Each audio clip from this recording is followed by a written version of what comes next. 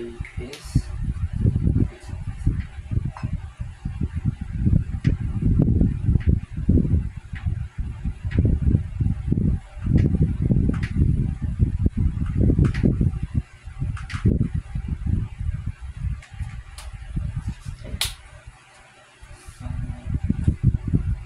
so para dito sa rotating vessel, madalas kasi cylindrical tank siya.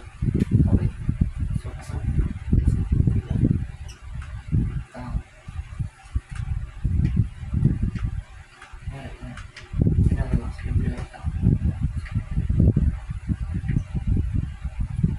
rotating vessel is maybe nag-rotate siya. Yung natin, lagyan natin ng axis sa gitna kung saan siya mag-rotate.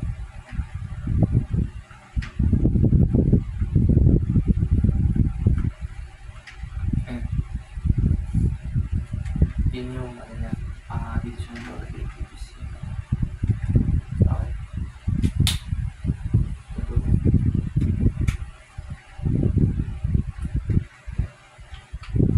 So sa rotating vessel, ganyan, may initial water siya. Sabihin natin, initial water na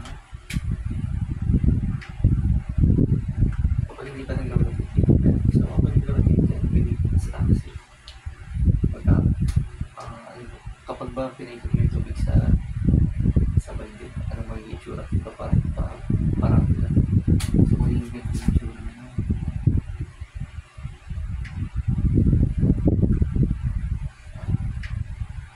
So kapag kasi hindi pa nag-spill yung water or hindi pa gano'n ka lang yung air na parabolit yan, ito magiging ganito.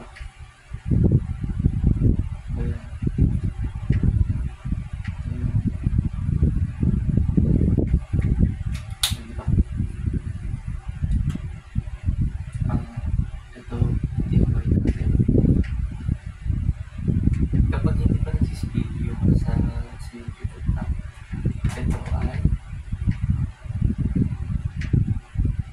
half lang, which is ito ay okay. So since yan okay na, meron na tayong W dito kasi nagluwa dito, tapos Y, which is yung ito kasi yung sa loob ng area.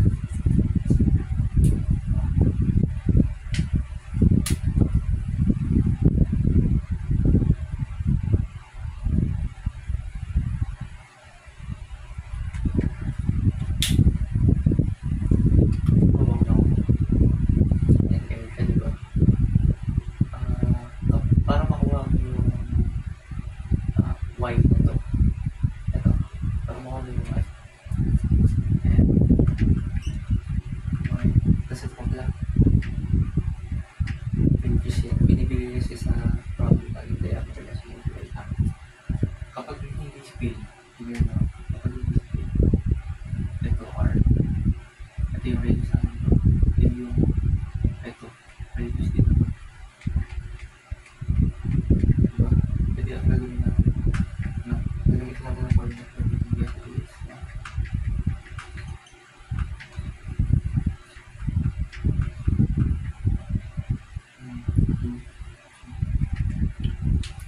Yung double jet ay yung mga sasagutan natin na radians per second or RPM.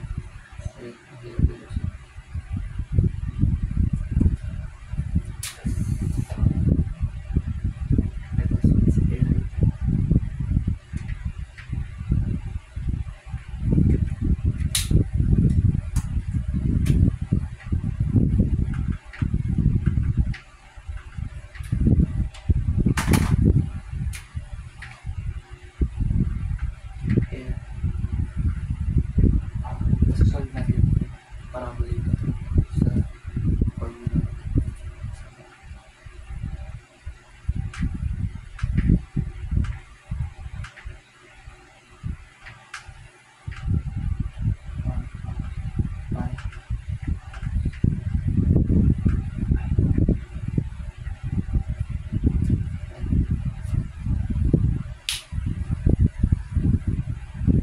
Okay, kasi kaya 1 lang.